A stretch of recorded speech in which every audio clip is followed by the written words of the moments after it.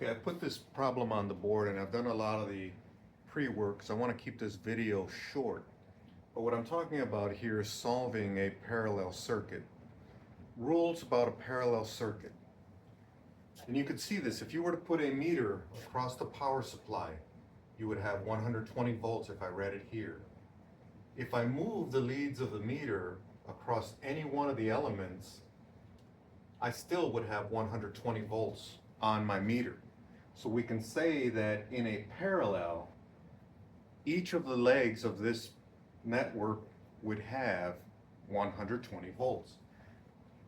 Because my voltage is the same throughout the parallel circuit, I can say the total voltage equals the voltage at E1, the voltage at E2, and the voltage E3. Voltage is the same throughout the circuit. My current will divide. When I get to this node, some of the current is going to go this way, the balance of the current will go this way. Getting to this node, part will go this way, and the balance will come this way, going through this resistor, coming back, and recombining so that the current I have here is going to be the same as the current I have here. Recombining with this current, and the current that leaves the power supply is the current that comes back. So let's put some numbers in here. I've already done this. Our total is the inverse of the sum of the resistors. Very easy to do on a calculator. The Texas Instrument calculator has a inverse key. So entering it into the calculator, you would type 10, 1 to the X key, plus 20, 1 to the X key, plus 40, 1 to the X key, and then equals 1 to the X key again. The answer is 5.714. That's my R total. Once I have R total, I can calculate I total.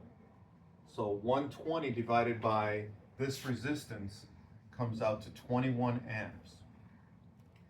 So now I know that 21 amps is flowing in this direction.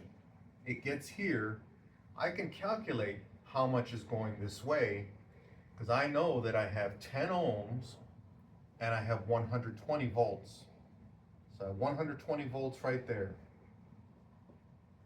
I have 10 ohms.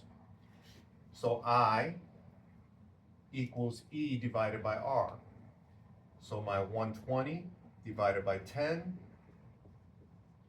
12 of the 21 that enters this node goes in this direction, leaving 9 to go in this direction. Now, again, I have 120 voltage, I have 20 resistance, giving me 6 amps that goes in this direction, leaving 3 to go in this direction. So here I have 120, 3 amps, 40 ohms.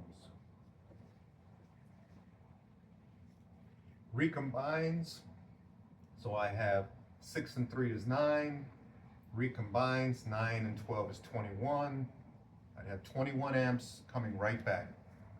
And that's my quick solution to a parallel circuit to keep this video short and sweet.